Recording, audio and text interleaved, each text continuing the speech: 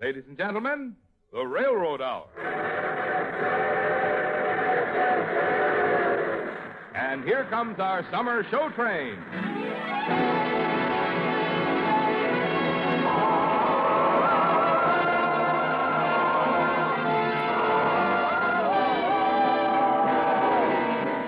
Tonight, the Association of American Railroads presents the great music of the city of Paris in a brand new musical play by Lawrence and Lee. It's Springtime in Paris, starring Gordon MacRae and his guest star Dorothy Warren Show. Our choir is under the direction of Norman Luboff, and our music is prepared and conducted by Carmen Dragon. Yes, tonight another delightful musical premiere is brought to you by the American Railroads, the same railroads that bring you most of the food you eat, the clothes you wear, the fuel you burn, and all the other things you use in your daily life. And now, here is our star, Gordon MacRae.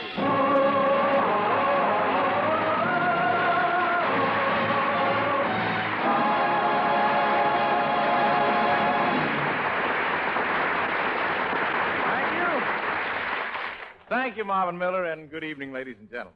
Well, sir, tonight we're traveling to the most romantic city in the world for a delightful musical love story.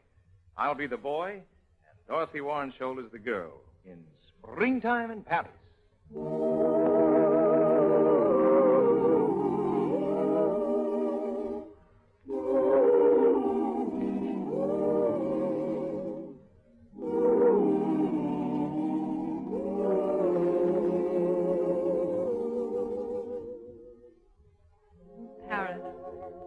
Every girl dreams about.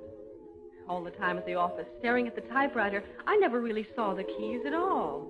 A, S, D, F, shift key, space bar, semicolon, $sign. Yes, Mr. Benson. Right away, Mr. Benson. I'll type up the invoices immediately, sir. Original and 7 copies. But all I could see in the typewriter was a face. Up by the roller, his hair, wavy, like Louis Jourdain. Where the ribbon is, his eyebrows, like Jean Sablon. His eyes were tabulator keys, and they stared up at me like Jean Gabin. And the space bar was his lip, just like Charles Boyer. Oh, that's why I did without nylons and skipped 2 lunches a week, so I could save up enough to come to Paris and maybe meet him. To Paris in the beautiful month of April.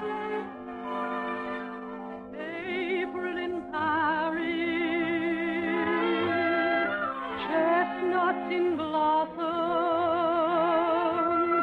holiday tables under the tree.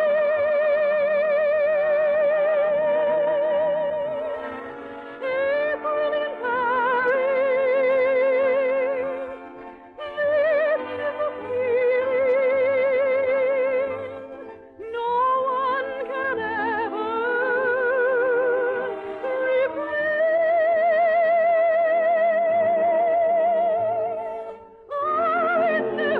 Charm of spring, never met its face to face. I never knew my heart could sing, never missed a warm embrace. Till April in Paris, whom I run to. What have I done to my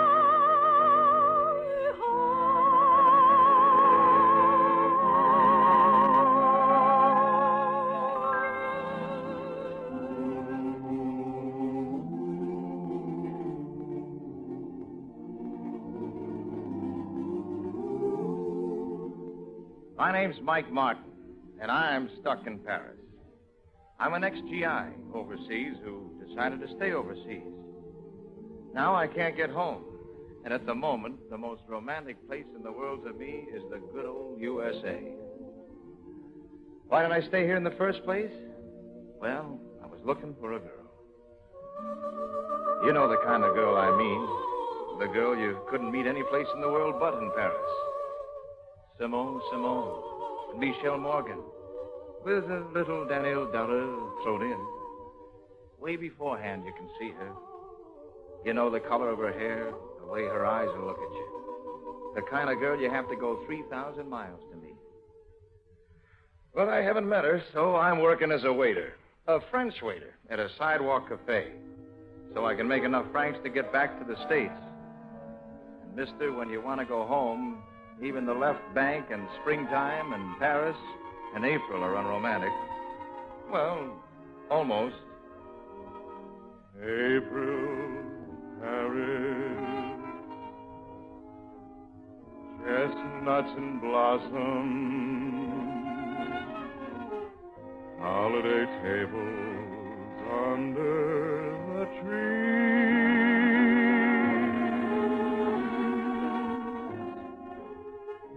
April in Paris, oh, this is a feeling no one can ever reprise.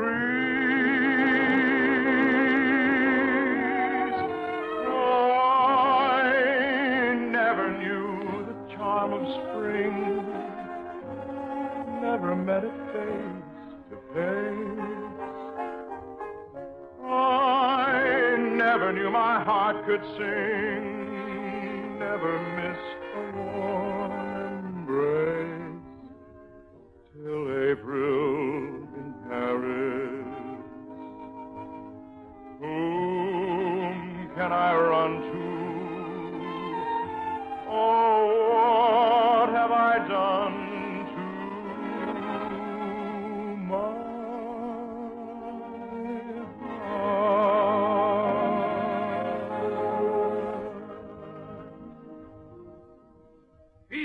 Busy, get busy, Michel. Now, wait a minute. Where do you get this Michel stuff? My name's Mike. If you wish to work here in my cafe, you must be Michel. Paris is full of rich American tourists. When they come to sit at my cafe under the trees, they do not wish a waiter named Mike. You are Michel. Okay. From now on, I'm Michel, you big lummox. What is this expression, le mux? Oh, it's a new American saying. It means bon gentilhomme, a fine gentleman. Oh. Merci. And now to work, Michel. Oui, monsieur le Mox. I be so many chevalier that even his master won't know the difference. Our first customer. Go quickly. A young lady at the front table. Young lady?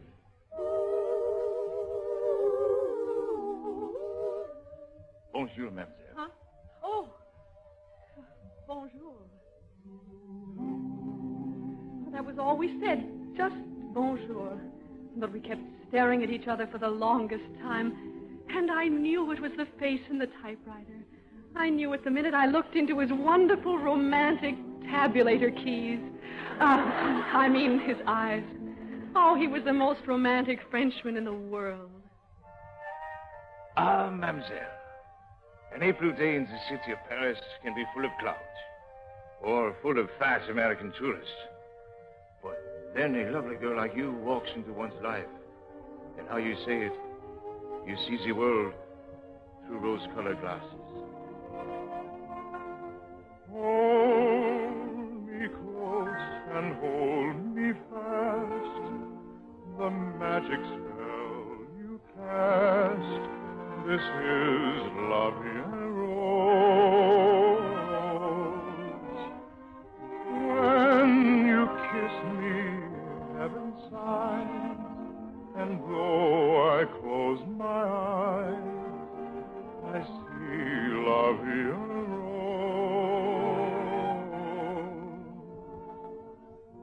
When you press me to your heart, I'm in a world apart, a world where roses bloom.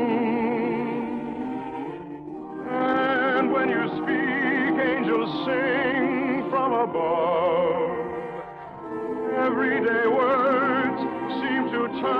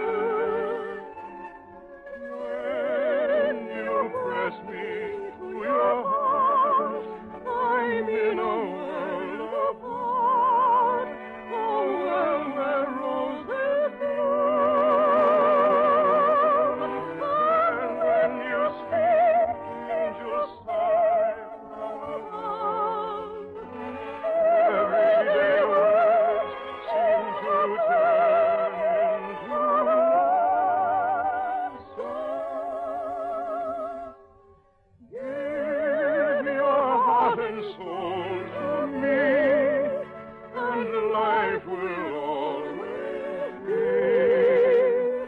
loving.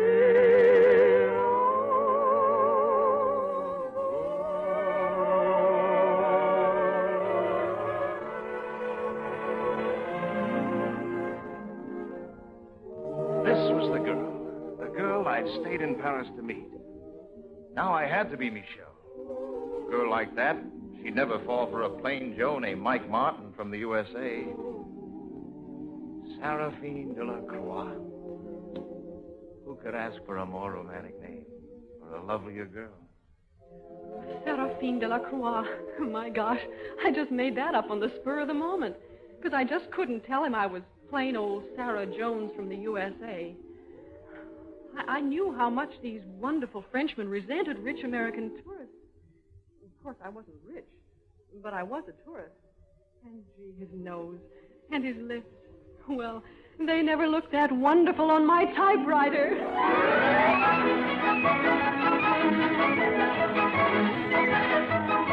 Suddenly it was springtime.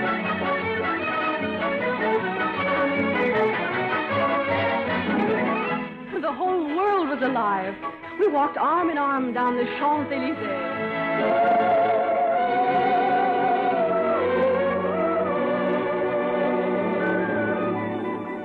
It was April, and I was in love. In love. Oh, April in Paris. Someone to run to.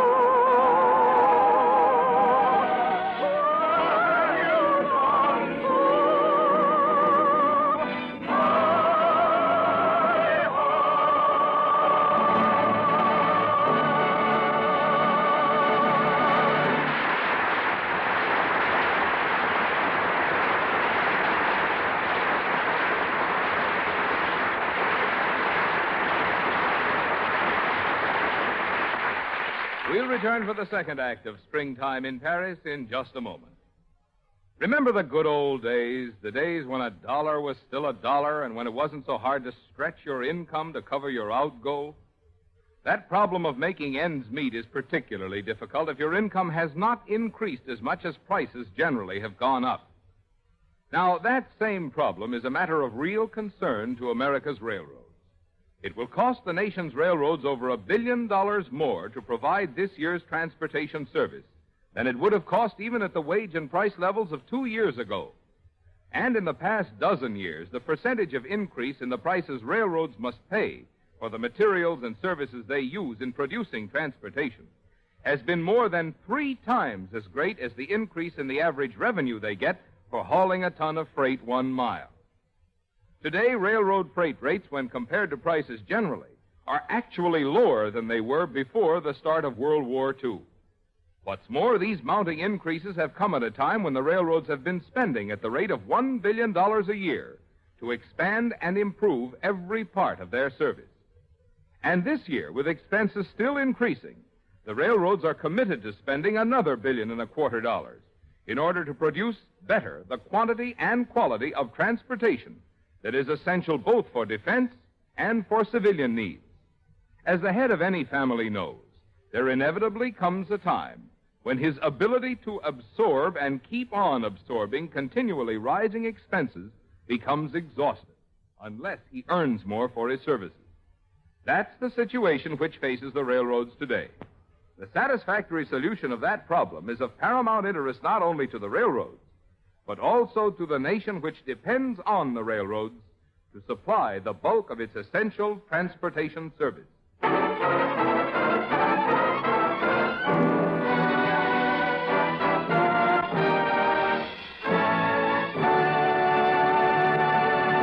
Here is Act Two of Springtime in Paris, a love story set to music, starring Gordon MacRae as Mike, alias Michel, and Dorothy Warrenshold as Sarah, alias Seraphine. Paris in the spring, love is in the air, life's a love affair, and every pair of arms are on their for two. Oh, how I practiced practiced up on my high school French, so Michel would never find out that I was just a stenographer named Sarah Jones instead of the glamorous Seraphine de la Croix. Me? I even tried to grow a beard to make me look more French. But it didn't make me look more French at all. It made me look like a bum. So, barefaced, with my heart dangling on my sleeve, I was Michel, the romantic Parisian. We went everywhere. Everywhere. He introduced me to Paris. Mademoiselle, permettez-moi. Allow me to introduce an old friend, a lovely lady. 2,000 years old, it is true, but as young as you, lovely Seraphine. Meet the lady known as Paris, France, halfway half aristocrat. Greet the lady known as Paris, France, kiss her hand, click your heels, tip your hat. Hear the beating of her happy heart, smell her perfume in the air. Taste her bitter sweetness a la carte. Touch the flowers that she wears in her hair. She is old, she is young. She is every song you've ever sung. She's the Louvre, she's Pigalle. She's a play, a pal. She's really quite a gal. Watch the lady known as Paris, France. If you're frightened of romance, she may give you just a song and dance, but you will fall. You'll fall in love with Paris, France. Meet the lady known as Paris, France, halfway half aristocrat.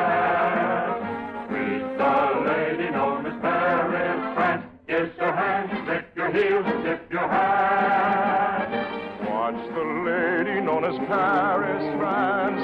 If you're frightened of romance, she may give you just a song and dance, but you will fall. You'll fall in love with Paris, France. Oh, how do you do, Paris? Comment allez-vous?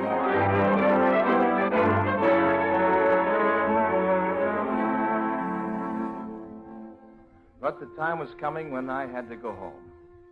I tried to spend my money so that I wouldn't have enough to go. But, well, you can't keep make-believing for always. I knew that this was only a moment, only a month of April, a passing spring. And finally I had to tell her. Seraphine, I must go away. Where? Across the sea. You're joining the French Foreign Legion? No, my sweet. Oh, tell me where you're going. I cannot tell you. But I shall watch the sea and dream of you. Every time I dream of something lovely. Oh, but there can't be a whole ocean between us. Not again.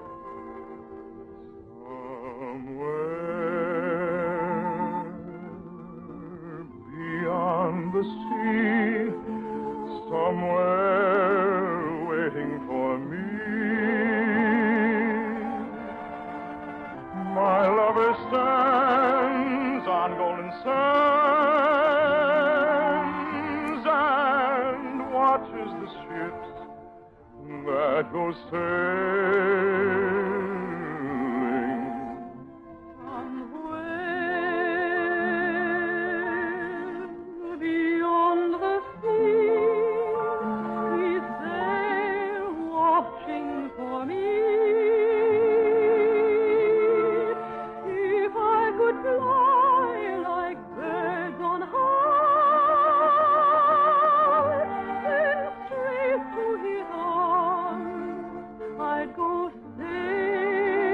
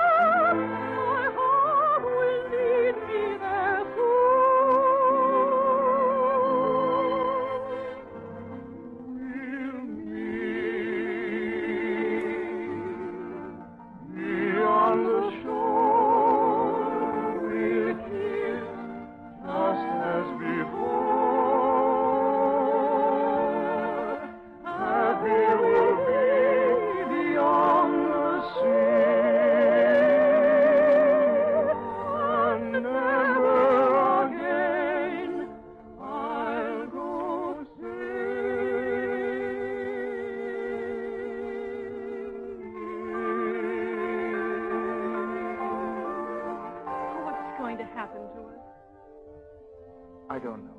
I just don't know, Seraphine. Will I ever see you again? Perhaps. I know. There is a way. We'll go to visit Eloise and Abelard. Who? Two of the world's great lovers. Long ago, before Romeo and Juliet even, they fell in love. And now they sleep side by side in a little cemetery called Père Lachaise. And all around their monument, the pebbles are shaped like tiny hearts. Eloise, Abelard. And they say, if you take one of the heart-shaped stones, no harm can ever come to your own true love. Oh, that's so lovely. Take me there, Michel. Quickly. Now.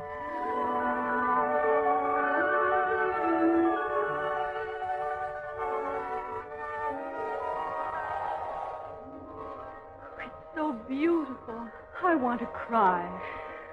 Listen, they say that the very wind calls their names.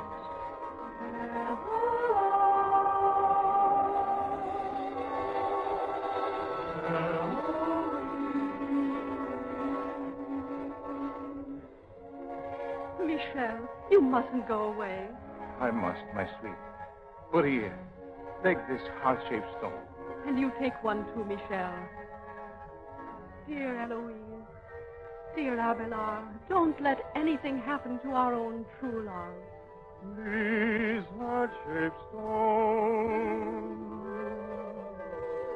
of white and brown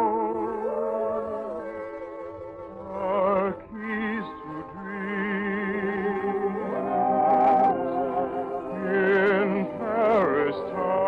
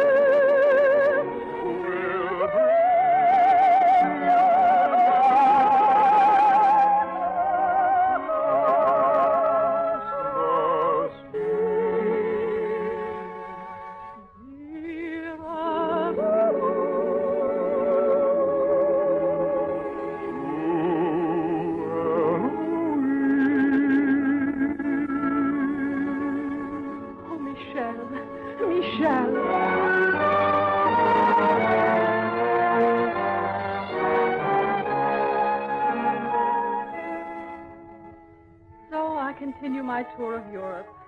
Museums, cathedrals, lace exhibits. In a few days I shall head home, alone. Here, close to my heart, is a little heart-shaped stone. But it's only legend. Things like this don't mean anything in real life. I'll never see him again, I know. Maybe it's for the best. Because never in a million years could I tell him that I'm not Seraphine de la Croix, but just a stenographer at Benson's department store in Omaha, Nebraska. And here I stand at the rail of a ship heading home. And I watch the moving sea. In my hand is a heart-shaped stone. I'll never see her again. But how could I ever tell her that I'm not Michel? I'm just Mike Martin. And that when I get back home, there's a job waiting for me. As a stock clerk at Benson's department store in Omaha, Nebraska.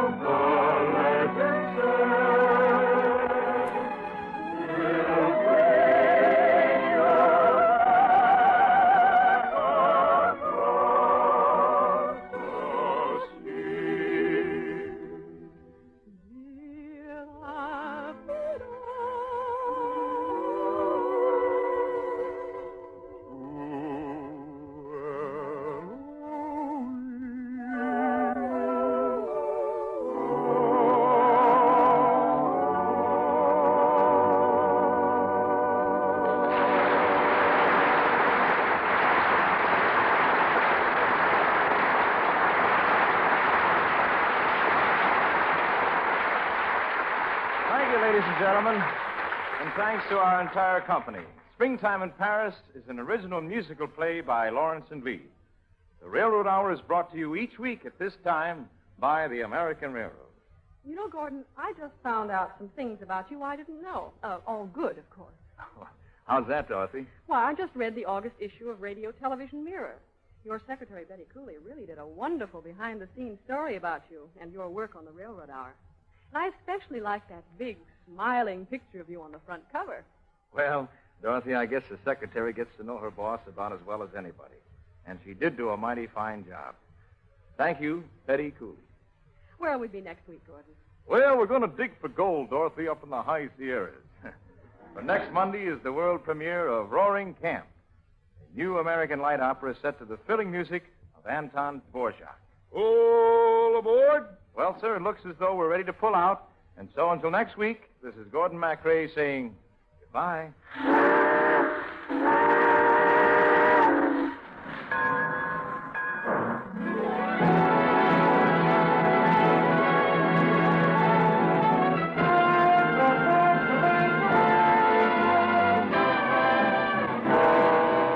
Gordon MacRae can soon be seen in Warner Brothers on Moonlight Day. Our choir is under the direction of Norman Luboff, and our music is prepared and conducted by Carmen Dragon.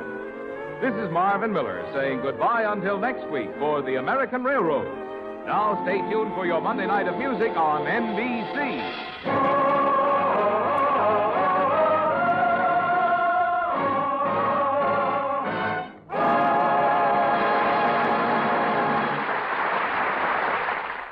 Hear Igor Gorin on The Voice of Firestone, next on NBC.